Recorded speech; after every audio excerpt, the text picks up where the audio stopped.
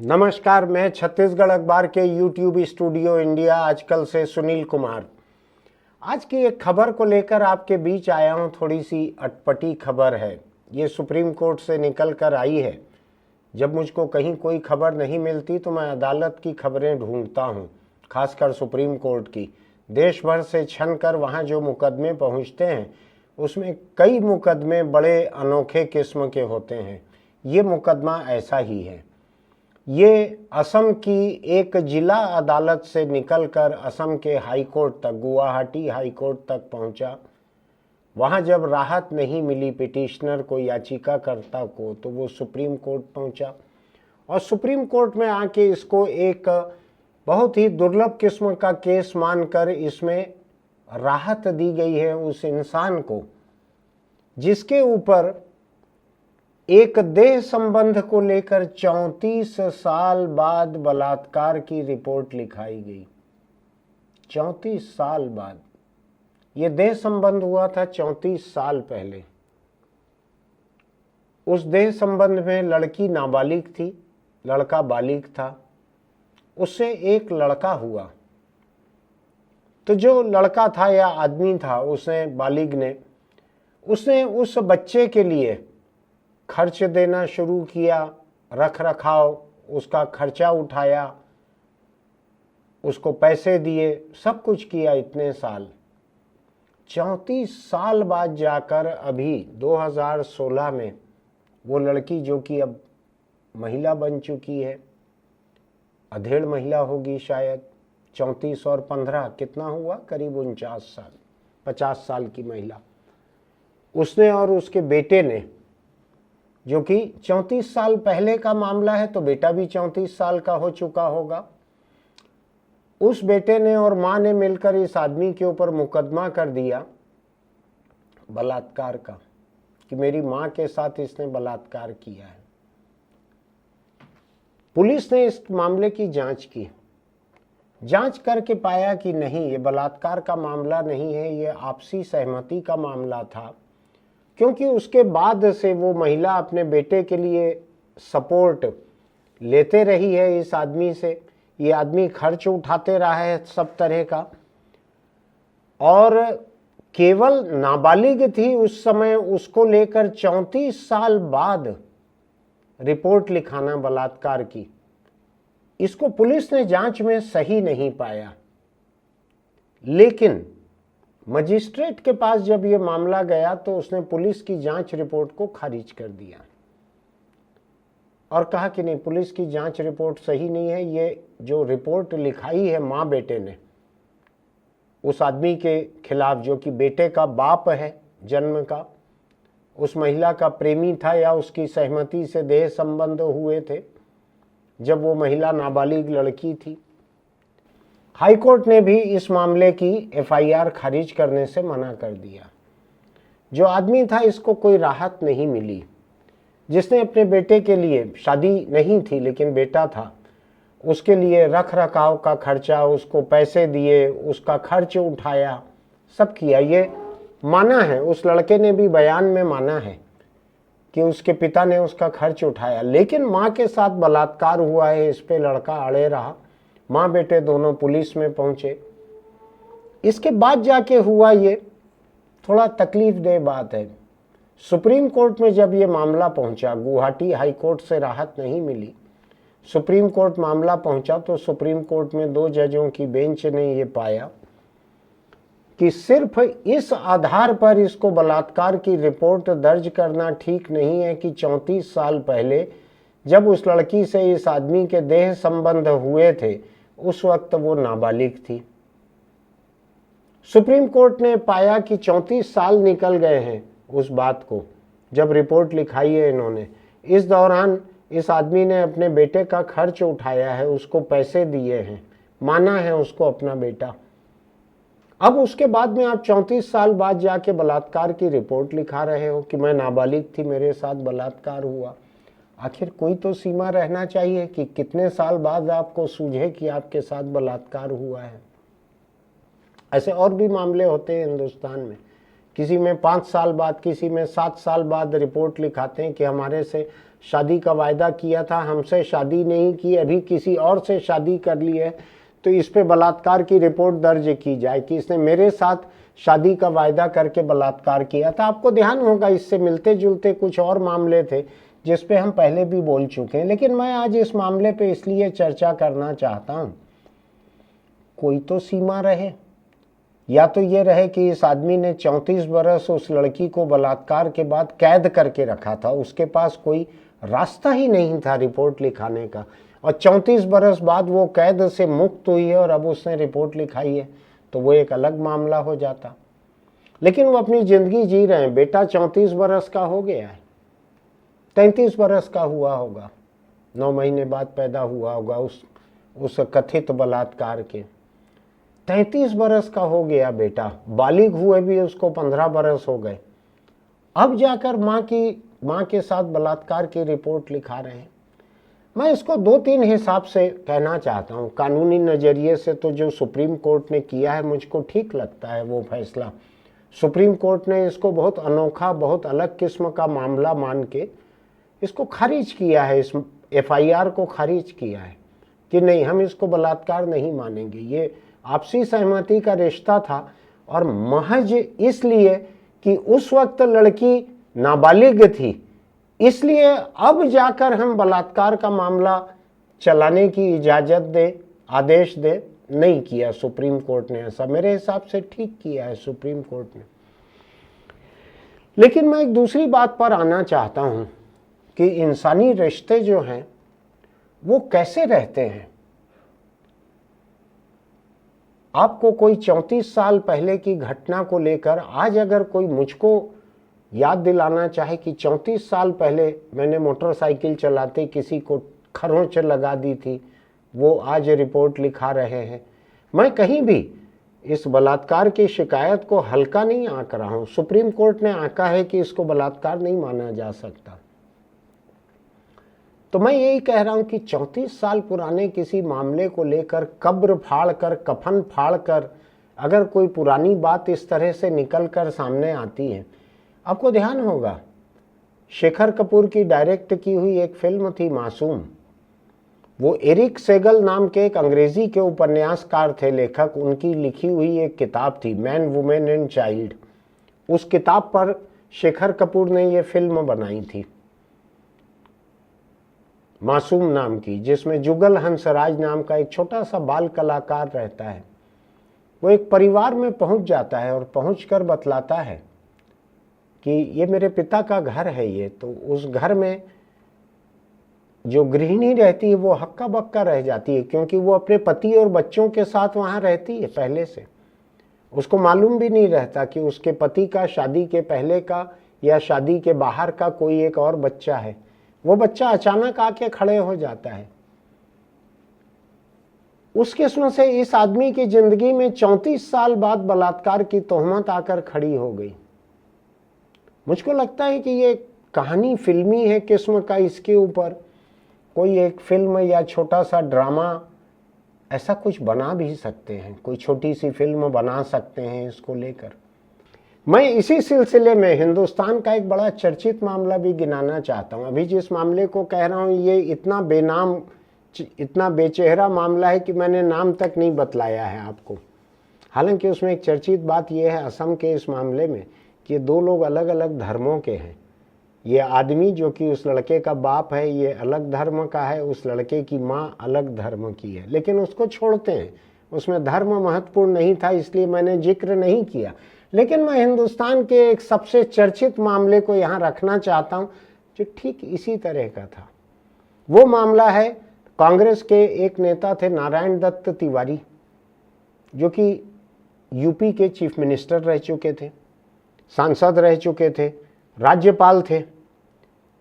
ये उत्तराखंड और उत्तर प्रदेश ये मुख्यमंत्री थे वहाँ के। 3 बार मुख्यमंत्री रहे उत्तर प्रदेश के और 1 बार रहे उत्तराखंड के, यानी ये 2 राज्यों के मुख्यमंत्री रहे। ऐसा पता नहीं कितने लोगों को ऐसा मौका मिला है 2 राज्यों का मुख्यमंत्री रहने का। ये राजीव मंत्रिमंडल में विदेश मंत्री थे, वित्त मंत्री भी थे, आंध्र के राज्यपाल भी थे। लेकिन इनका विवाद ये हुआ कि एक रोहित शेखर नाम का एक लड़का था जो दावा करता था कि वो नारायण दत्त तिवारी का बेटा है। वो दावा करता था सार्वजनिक रूप से। उसकी मां थी उज्ज्वला, अपनी मां के साथ मिलकर दावा करता था कि मैं नारायण दत्त तिवारी का बेटा हूं। नारायण दत्त तिवारी उसका खंडन करते रहे। आखिरी में जाके ये हुआ कि पुलिस में रिपोर्ट, कोर्ट में केस, कई तरह की चीजें हुई होगी। दिल्ली हाई कोर्ट ने डीएनए रिपोर्ट, जो नारायण दत्त तिवारी और उनका बेटा होने का दावा करने वाला रोहित, इसकी डीएनए रिपोर्ट को उजागर किया दिल्ली हाई कोर्ट ने, और उसके हिसाब से रोहित शेखर को नारायण दत्त तिवारी का बेटा पाया गया। बड़ी विचित्र चीज थी। आपको याद होगा, नारायण दत्त तिवारी उस समय आंध्र के राजभवन में राज्यपाल थे, और राज्यपाल रहते हुए वहां के उनके कुछ एक रंगीले वीडियो इधर उधर चारों तरफ फैले थे। उसमें कोई जुर्म नहीं बन पाया था, कोई रिपोर्ट वगैरह नहीं हुई थी, लेकिन आपको ध्यान होगा कई किस्म के रंगीले वीडियो नारायण दत्त तिवारी के रंगीले मिजाज के उस समय सामने आए थे। खैर आज शायद नहीं रह गए हैं, वो 2018 में गुजर गए।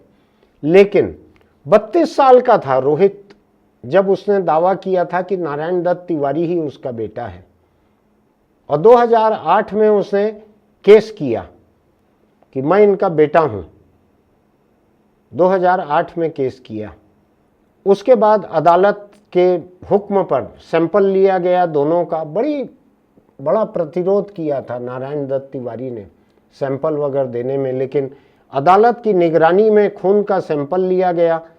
हैदराबाद के centre for DNA fingerprinting and diagnostics में जांच के लिए दोनों के सैंपल दिए गए, और सरकार की इस फोरेंसिक लैब ने जांच करके बताया कि नारायण दत्त तिवारी उसके बाप ही हैं। अब इसके बाद का बड़ा दिलचस्प मामला था, जब ये हो ही गया तो उन्होंने 88 साल की उम्र में एनडी तिवारी ने अपने जैविक बेटे रोहित शेखर की मां उज्ज्वला से शादी की 88 साल की उम्र में। उसके बाद वो ज़्यादा समय नहीं रहे, 4 साल के भीतर वो गुजर गए, लेकिन बेटे को बाप का नाम मिला जिसके लिए वो लड़ रहा था। हो सकता है विरासत भी मिली होगी, उसका हक बनता है। अब इसमें मैं उतने बारीकी में नहीं जा रहा हूं, इसमें कोई बलात्कार की रिपोर्ट उनके खिलाफ नहीं लिखाई गई थी। ये मामला देह शोषण, सेक्स शोषण का नहीं था। ये मामला था एक लड़का, एक आदमी ये दावा कर रहा है कि मैं इनका बेटा हूं भाई, मेरे को बाप का नाम मिलना चाहिए। ये था मामला। ये पूरा का पूरा मामला जो है, इसको हम असम के मामले के साथ मिला के देखें, इसको हम मासूम फिल्म से मिलाकर देखें, उसमें 6 साल का, 7 साल का, 5 साल का बच्चा दरवाजा खटखटा के घंटी बजा के पहुंच जाता है कि ये मेरे बाप का घर है। यहाँ पे ये 32 साल का रोहित शेखर पहुंच जाता है कि ये मेरे बाप हैं। आप सोचिए, बड़ी दिलचस्प बात है। मेरी एक ऑनलाइन दोस्त हैं दिल्ली में, मैं उनकी घटना भी आपको बताता हूँ। उनको मैंने इंटरव्यू किया था, अखबार के लिए किया था, कुछ साल हो गए हैं उस बात को। उनका ये दावा है कि वो संजय गांधी की बेटी हैं। संजय गांधी, इंदिरा गांधी के बेटे, आज जो कांग्रेस के नेता हैं राहुल गांधी, इनके चाचा संजय गांधी। तो जो मेरी दोस्त हैं दिल्ली में, उनका ये दावा है, और वो सार्वजनिक रूप से इस बात को कहती हैं। हमको इंटरव्यू में भी उन्होंने कहा था, अखबार में हमने इतना बड़ा इंटरव्यू छापा था। उनका दावा है कि वो संजय गांधी की बेटी हैं। उनका कहना है कि उनकी मां के साथ संजय गांधी के देह संबंध थे, शादी के बिना वो पैदा हुई, और उसके बाद इंदिरा गांधी ने, बाकी लोगों ने मिलके उनको किसी परिवार में रखवा दिया ताकि हल्ला ना हो, बदनामी ना हो। ऐसा उनका दावा है। और उनके दावे का कोई खंडन ऐसा मुझको अभी देखने नहीं मिल रहा है। बड़ा दिलचस्प इंटरव्यू था। मैंने अभी फिर कोशिश की थी उनसे यूट्यूब चैनल के लिए बात करने की। वो पहले तो तैयार हो गई थी, बाद में थोड़ा वो बिदक गई, नहीं की उन्होंने बात। लेकिन वो मामला भी कम दिलचस्प नहीं है। संजय गांधी, इंदिरा गांधी का बेटा, उसकी अगर शादी के बाहर की कोई लड़की इस तरह से निकल कर बेटी सामने आ रही है, इन तमाम चीज़ों से सबक लेकर लोगों को सावधान रहना चाहिए कि ऐसा अपना जैसे पान की पीक लोग इधर उधर छोड़ देते हैं ना, या सिगरेट का बट कहीं पर बुझा देते हैं, या गुटखे का पाउच कहीं भी फेंक देते हैं, अपना डीएनए ऐसा बिखराते मत घूमिए, अपना डीएनए बिखराते मत घूमिए। किसी दिन हो सकता है कि संतान आके दरवाज़ा खटखटाने लगे, किसी दिन हो सकता है पुलिस आके दरवाज़ा खटखटाए, चलो तुम्हारे खिलाफ बलात्कार की रिपोर्ट आई है। किसी दिन हो सकता है कि ये रोहित शेखर की तरह वकील पहुंचे नोटिस लेकर कि ये तुम्हारा बेटा जो है उसने दावा किया है कि तुम उसके बाप हो, उसको गोद लो। बाद में नारायण दत्त तिवारी की बहुत सारी तस्वीरें आती थी अपने बेटे को लिपटाए हुए, उसके गाल को चूमते हुए, बुढ़ापे में जाके 88 साल की उम्र में उनको बेटा मिला 32 साल का, कुछ इस किस्म का मामला था। आप सोच के देखिए, आप सामाजिक रूप से ऐसे मामले के लिए कितने तैयार रहेंगे, ये सोच के ही अपना चाल चलन तय कीजिए। पुराने मामले किस तरह से लोगों का पीछा करते हैं। तो मैं जो चर्चा करना चाहता हूं अभी वो ये है, लोगों को सावधान रहना चाहिए। रात गई बात गई, ये केवल जुबानी जमा खर्च के लिए ठीक है। असल जिंदगी में अगर आप देखेंगे तो कई रातें ऐसी रहती है जिसकी बातें रात खत्म होने के साथ साथ खत्म नहीं होती, वो जिंदा रहती हैं। वो कई बार दरवाज़ा खटखटाती हैं, कई बार मासूम फिल्म की तरह 8 बरस 10 बरस की होने पे वो आके आपका दरवाज़ा खटखटा सकती हैं।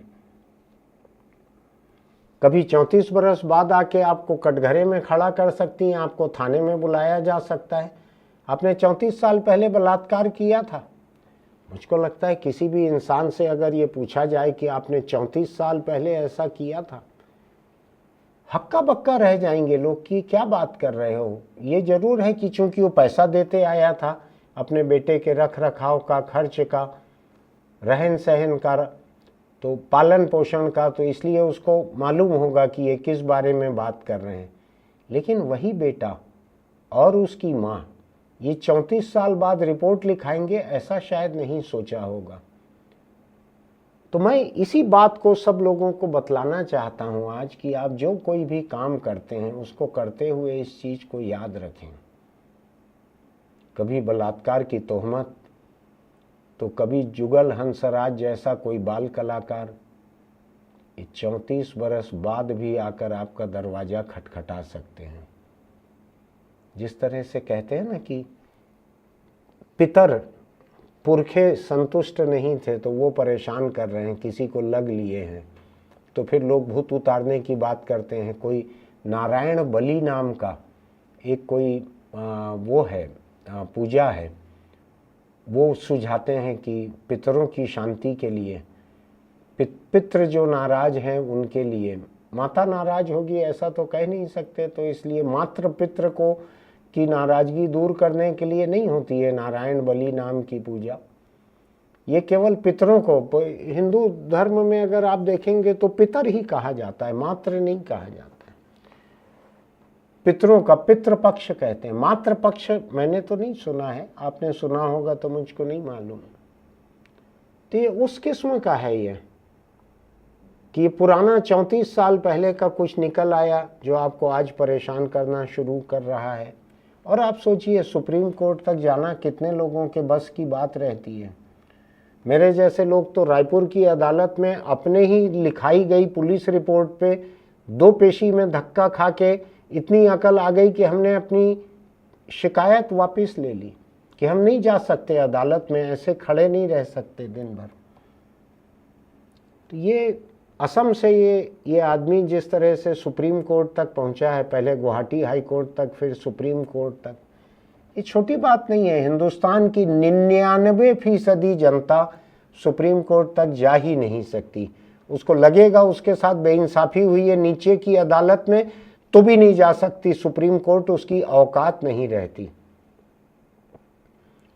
सबको ये सोचना चाहिए कि उनके ज़िंदगी में जब कमज़ोर लम्हे आते हैं, जब उनको लगता है कि एक ही रात की तो बात है, कल किसने देखा है, ये बात आई गई हो जाएगी तो ध्यान रखिएगा, वो रात 34 बरस बाद भी एक रात बनकर या सुबह बनकर आकर आपका दरवाज़ा खटखटा सकती है। सबको सावधान रहना चाहिए, सबको मानकर चलना चाहिए कि जो काम गैरकानूनी है, अनैतिक है, अनुचित है, बुरा है, चाहे कानून की नज़र में जुर्म न हो लेकिन बुरा है, उससे बच के रहना चाहिए।